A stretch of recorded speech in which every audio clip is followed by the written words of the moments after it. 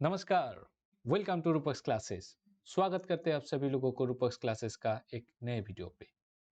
तो आज के इस वीडियो पे हम जानेंगे कुछ ऐसे ऑर्गेनिजम्स के बारे में जिन सबको RH व्हाइटेकर के 5 किंगडम क्लासिफिकेशन में कोई जगह नहीं मिला। ठीक है। यस, हमें क्या पता है कि RH व्हाइटेकर ने सभी ऑर्गेनिजम्स को 5 किंगडम में भाग किया था, है ना। वो 5 किंगडम क्या क्या है? Kingdom Monera, kingdom Protista, kingdom fungi, kingdom Animalia and kingdom Plantae. So ये 5 किंगडम में सभी ऑर्गेनिजम्स को RH व्हाइटेकर ने प्लेस कर दिया था, लेकिन कुछ ऑर्गेनिजम्स को छोड़ के। वो क्या क्या है? वो ऑर्गेनिजम्स है वायरस, विरोइड्स, प्रेयॉन्स एंड लाइकेंस। सो ये 4 ऑर्गेनिज्म को उसने छोड़ दिया। अभी भाई क्यों छोड़ा? क्योंकि इन सब का कैरेक्टर ही खराब। ठीक है, इन सब का कैरेक्टर ही कुछ ऐसा था कि इन सबको 5 किंगडम क्लासिफिकेशन में इंक्लूड नहीं कर पाया। क्योंकि मैंने बोला था कि क्लासिफिकेशन के समय कैरेक्टर देख के ही उसको डिफरेंट ग्रुप्स में प्लेस किया जाता है ना। तो इन सब में कुछ कैरेक्टर ऐसा था जिसे देख के वो बौखला गया, वो ठीक नहीं समझा कि इसे कहाँ पे प्लेस किया जाए, तो उसने इन सबको एक्सक्लूड कर दिया। ठीक है, ओके। सो एक एक करके हम सबके बारे में जानेंगे। तो पहले वायरस से शुरू करते हैं।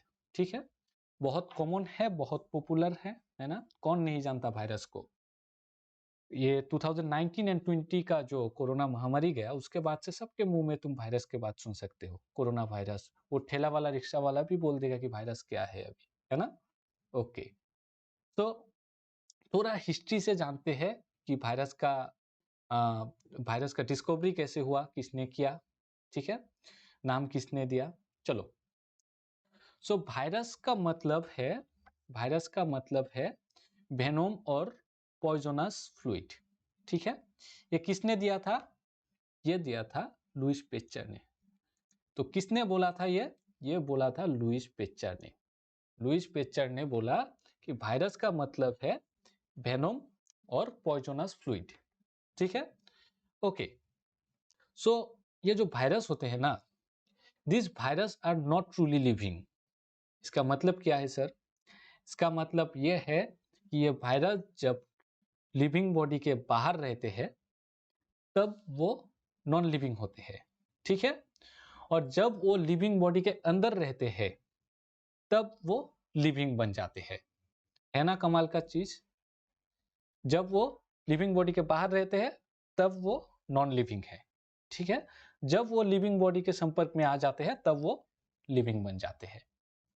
ऐसा है। ठीक है, सो इसीलिए हम इसे बोलते हैं नॉट ट्रूली लिविंग ऑर्गेनिज्म। ठीक है, ओके।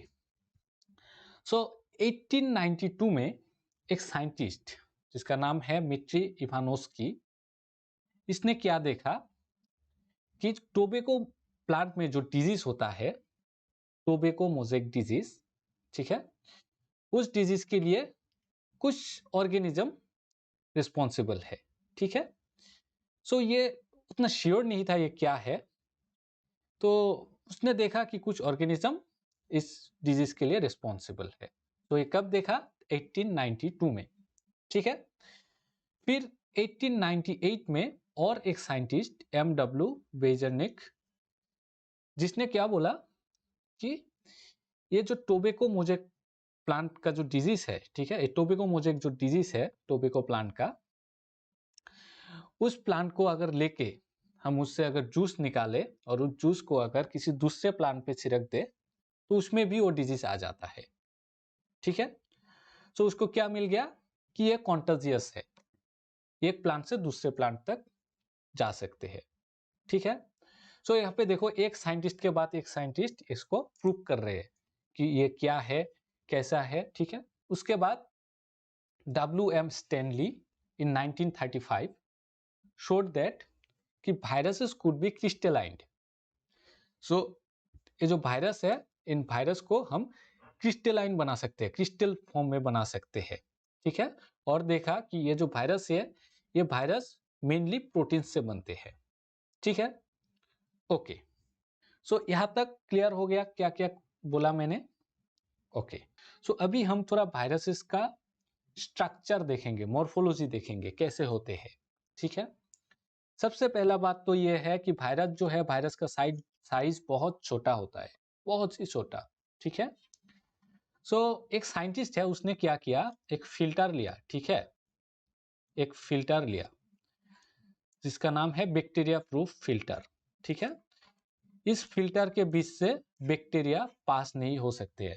सपोज इस साइड से हम कुछ बैक्टीरिया डाल दे, ठीक है, कुछ बैक्टीरिया डाल दे, तो इस फिल्टर के उस पार बैक्टीरिया पार नहीं होंगे, ठीक है। ओके, तो उसने क्या किया, बैक्टीरिया और कुछ वायरस एक साथ इस फिल्टर के थ्रू पास करने का कोशिश किया, ठीक है। तो यहाँ पे क्या हुआ कि वायरस जो है इस फिल्टर के थ्रू पास हो गया, लेकिन बैक्टीरिया इसके ऊपर ही रह गया। इसका मतलब हमें क्या पता चला कि बैक्टीरिया वायरसेस का जो साइज है वो बैक्टीरिया से छोटा है, ठीक है। ओके, सो साइज बहुत ही छोटा है, 0.01 से लेके 0.5 माइक्रोमीटर, बहुत छोटा, ठीक है। अभी थोड़ा बेसिक मॉर्फोलॉजी, बेसिक शेप देखते हैं।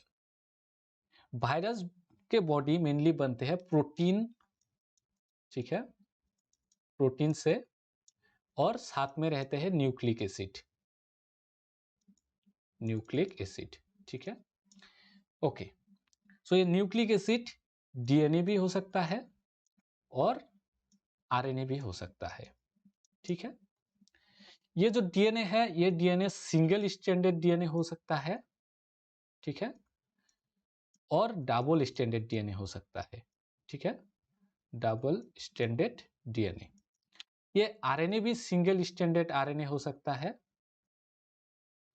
और डबल स्ट्रैंडेड आरएनए, ठीक है। सो मॉर्फोलॉजी में हम जब देखेंगे तब देखेंगे क्या कि इसका जो न्यूक्लिक एसिड है, डीएनए और आरएनए कुछ भी, ठीक है, उसके बाहर एक कवर रहता है, ठीक है, जिस कवर को हम बोलते हैं कैप्सिड, ठीक है, ऐसा एक कवर रहता है, उसको हम बोलते हैं कैप्सिड, ठीक है। ये जो कैप्सिड वाला कवर है न्यूक्लिक एसिड के बाहर, ये कवर न्यूक्लिक एसिड को प्रोटेक्ट करके रखते हैं, ओके। और इस कैप्सिड को बनाते हैं कुछ प्रोटीन्स जिसको हम बोलते हैं कैप्सोमर्स, ठीक है। सो ये कैप्सिड बनता है कैप्सोमर्स से। कैप्सोमर्स क्या है, प्रोटीन्स। क्लियर हुआ धीरे धीरे, ओके। सो कुछ वायरस में ये न्यूक्लिक एसिड और ये जो कैप्सिड है, इन दोनों के बाहर भी और एक लेयर होता है और एक एनवेलोप होता है, तो वैसे वायरस को हम बोलते हैं एनवेलोप वायरस। जैसे कि यहाँ पे एग्जांपल दिया हुआ है हाफ सिंप्लेक्स वायरस का, ठीक है। यहाँ पे देखो, रुको मैं इनका कलर चेंज कर लेता हूँ। यहाँ पे देखो हाफ सिंप्लेक्स वायरस का एग्जांपल दिया हुआ है, ये है न्यूक्लिक एसिड बीच में, ठीक है, उसके साइड में है ये वाला कैप्सिड वाला लेयर, ठीक है, और इस कैप्सिड के बाहर भी और एक लेयर है ये वाला, ठीक है, ये है ग्लाइकोप्रोटीन वाला लेयर, ठीक है। तो ऐसे जो वायरस होते हैं, ऐसे वायरस को हम बोलते हैं एनवेलोप वायरस, ठीक है। ओके, सो यहाँ पे हमने कैप्सिड बोला और न्यूक्लिक एसिड है, न्यूक्लिक एसिड बोला, न्यूक्लिक एसिड वो डीएनए भी हो सकता है, आरएनए भी हो सकता है, और डीएनए में सिंगल स्ट्रैंडेड और डबल स्ट्रैंडेड हो सकता है, और आरएनए हो तो सिंगल स्ट्रैंडेड या फिर डबल स्ट्रैंडेड आरएनए, ठीक है। ओके, सो ये न्यूक्लिक एसिड प्लस कैप्सिड जो है, इन दोनों को मिलके हम बोलते हैं न्यूक्लियो कैप्सिड, ठीक है, न्यूक्लियो कैप्सिड। सो ये न्यूक्लिक एसिड प्लस कैप्सिड, ये दोनों मिलके जो स्ट्रक्चर बना रहे हैं उसको हम बोलते हैं न्यूक्लियो कैप्सिड। क्लियर हुआ, ओके। फिर शेप का अगर बात करें तो उसमें हम दो तरह के साइमेट्री देख सकते हैं, ठीक है। एक है हेलिकल साइमेट्री और अनदर इज इकोहेड्रल, ठीक है। हेलिकल साइमेट्री में क्या होता है कि न्यूक्लिक एसिड के बाहर जो कैप्सोमर्स है, कैप्सोमर प्रोटीन, वो ऐसे हेलिकली अरेंज होते हैं, ठीक है, ऐसे डीएनए के जो हेलिक्स होते हैं वैसे। यहाँ पे देखो एग्जांपल दिया हुआ है, ऐसे हेलिकली अरेंज हुआ होता है कैप्सोमर्स, ठीक है। तो इसीलिए ऐसे शेप को हम बोलते हैं हेलिकल साइमेट्री वाला शेप, ठीक है। और एक साइमेट्री होता है जिसे हम बोलते हैं इकोहेड्रल, इकोहेड्रल साइमेट्री, ये वाला, ठीक है। सो ऐसा स्ट्रक्चर में क्या होते हैं कि 20 इक्विलेटरल ट्राइंगल्स होते हैं, ठीक है। ऐसा 20 इक्विलेटरल ट्राइंगल्स होते हैं, ठीक है। सो ऐसा हम देख सकते हैं बैक्टीरियोफेजेस के केस में। बैक्टीरियोफेज क्या है? Bacteriophages are the virus which infect bacteria and which uses bacterial cell machinery for their reproduction, ठीक है। सो बैक्टीरियोफेज कुछ वायरस है जो बैक्टीरिया को भी इन्फेक्ट करते हैं, ठीक है। ओके, सो ये था कुछ बेसिक मॉर्फोलॉजी अबाउट वायरस, ठीक है। हम डिटेल्स में वायरस के बारे में दूसरे वीडियो में और भी डिटेल्स में जानेंगे, ठीक है। तो तुम लोगों के बुक में इतना ही दिया हुआ है, इतना जानो तो बहुत है, ठीक है। ओके, फिर आया विरोइड्स। विरोइड्स क्या है? Viroids are smaller than viruses, ठीक है। वायरस ही इतना स्मॉल है, उससे भी स्मॉल जो है वो है viroids. Viroids are free moving RNA, ठीक है। इसके बाहर कोई प्रोटीन का वॉल नहीं है। वायरस में प्रोटीन था प्लस न्यूक्लिक एसिड था, यहाँ पे सिर्फ एक फ्रीली मूविंग आरएनए है, ठीक है। तो किसने डिस्कवर किया था? टीओ डायनियर, जिसने डिस्कवर किया था विरोइड्स का, ठीक है। So this are free RNA without protein code. So उसने देखा कि पोटैटो में एक डिजीज होता है जिसका नाम है पोटैटो स्पिंडल ट्यूबर डिजीज, जिसके कारण पोटैटो का शेप, यह है नॉर्मल पोटैटो, ठीक है, पोटैटो का शेप ऐसे स्पिंडल शेप हो जाता है, ठीक है। सो ये वाला जो डिजीज है पोटैटो में, वो ये विरोइड्स के लिए होते हैं। और विरोइड्स क्या है? विरोइड्स है P RNA without protein code, ठीक है। ओके, सो नेक्स्ट है प्रायोन्स। प्रायोन्स क्या है? Prions are some proteins which are abnormally folded, ठीक है। अभी देखो, हमारे बॉडी में जो प्रोटीन होता है ना, हर प्रोटीन का एक स्पेसिफिक फोल्डिंग होता है, ठीक है। अगर वो स्पेसिफिक फोल्डिंग में रहेगा तभी वो यूजफुल होगा या फिर उसका काम होगा। अगर वो प्रोटीन सही फोल्डिंग में नहीं है तो वो वाला प्रोटीन काम का नहीं होगा, ठीक है।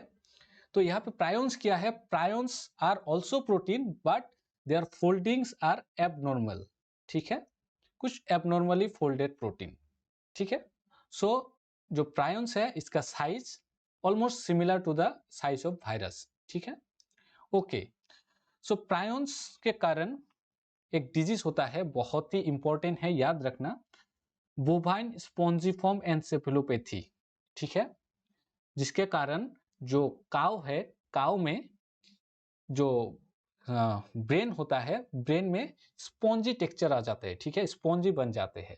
तो उस डिजीज को हम बोलते हैं बोवाइन स्पॉन्जिफॉर्म एन्सेफेलोपैथी, और मैड काव डिजीज भी बोलते हैं, जो बहुत फेटल होता है, ठीक है। अल्टीमेटली उस काव का डेथ हो जाता है, तो वो प्रायोन्स के लिए होता है, ठीक है। साथ में ऐसा ही और एक डिजीज जो ह्यूमंस में भी देख सकते हैं, वो है सीआर जैकब डिजीज, ठीक है, CJD, जो ह्यूमन में होते हैं और ये प्रायोन्स के लिए होते हैं, ठीक है। ओके, अभी हम डिस्कस करते हैं लाइकेंस के बारे में, ठीक है। तो लाइकेंस क्या है? बहुत ही इंपॉर्टेंट है और बहुत ही इंटरेस्टिंग भी है। So lichens are symbiotic association of algae and fungi, ठीक है। सो ये क्या होता है अभी देखो। So this is actually a mutual association between algae and fungi, मतलब एल्गी एंड फंजाई कभी कभी क्या करता है, एक दूसरे के साथ रह जाते हैं और एक दूसरे के साथ रह के एक दूसरे को बेनिफिट पहुंचाते हैं, ठीक है। यहाँ पे देखो, एल्गी जो होते हैं वो फोटोसिंथेसिस कर सकते हैं, ठीक है। तो वो क्या बोलते हैं फंजाई को कि भाई मैं फोटोसिंथेसिस से जो न्यूट्रिशन लूंगा वो मैं तुमको दूंगा, ठीक है। लेकिन फंजाई जो है, वो फंजाई वो किसी भी डेड या डिकम्पोज मटेरियल या फिर किसी वुड में वो ग्रो होते हैं और उससे एब्जॉर्ब करता है अपना न्यूट्रिशन, ठीक है। तो एल्गी बोल रहा है कि मैं तो फोटोसिंथेसिस करके जो न्यूट्रिशन मिलेगा तुम्हें दूंगा, तुम एक काम करना, तुम जो नीचे से जो न्यूट्रिशन लोगे वो वाला न्यूट्रिशन थोड़ा मुझे दे देना। तो दोनों ने मान लिया और मानने के बाद दोनों अभी एक साथ रहते हैं, और जब दोनों एक साथ रहते हैं एक स्ट्रक्चर बनते हैं, उसे हम बोलते हैं लाइकेन। ठीक है, तो यहाँ पे देखो दोनों का बेनिफिट हो रहा है, इसीलिए हम इसे बोलते हैं म्यूचुअल बेनिफिट, और इसे और एक टर्म बोलते हैं, साइंटिफिक टर्म, जिसे हम बोलते हैं सिम्बायोटिक एसोसिएशन, जहां पे दोनों ऑर्गेनिज्म का बेनिफिट हो रहा है। ठीक है, ओके। सो यहाँ पे जो एल्गल कंपोनेंट है उसे हम फाइकोबायोन्ट बोलते हैं। ठीक है, और जो फंगल कंपोनेंट है उसे हम बोलते हैं माइकोबायोन्ट। ठीक है, ओके। यहाँ पे और एक इंटरेस्टिंग चीज, ये जो लाइकेंस है, lichens are good pollution indicators. इसका मतलब ये इंडिकेट कर सकता है किसी एक जगह पे पॉल्यूशन कैसा है, पॉल्यूशन का लेवल हाई है या लो है। कैसे? मतलब ये ग्रो होते हैं वैसे कंडीशन में जहां पे पॉल्यूशन बहुत कम है। ठीक है, तो अगर हम किसी एरिया में देखते हैं कि वहां पे लाइकेंस बहुत सारा ग्रो हुआ है, तो हमें पता चल जाएगा कि उस एरिया में अभी पॉल्यूशन कम है। ठीक है, ओके। सो ये था कुछ ऑर्गेनिज्म जिन सबको आर एस वाइटेकर का जो 5 किंगडम क्लासिफिकेशन है उसमें जगह नहीं मिला। तो आज के वीडियो में यहाँ तक, आशा करता हूँ कि सबको समझ में आया, और जिसको समझ में नहीं आया कमेंट सेक्शन में कमेंट करो। ठीक है, कौन सा समझ में नहीं आया। आज के लिए इतना ही, मिलते हैं नेक्स्ट वीडियो पे, तब तक के लिए अपना ख्याल रखो, अपनों का ख्याल रखो, और हाँ, वीडियो थोड़ा बहुत शेयर कर देना थोड़ा प्यार बरसा देना चैनल पे। ठीक है, ओके, सभी खुश रहना। जय हिंद।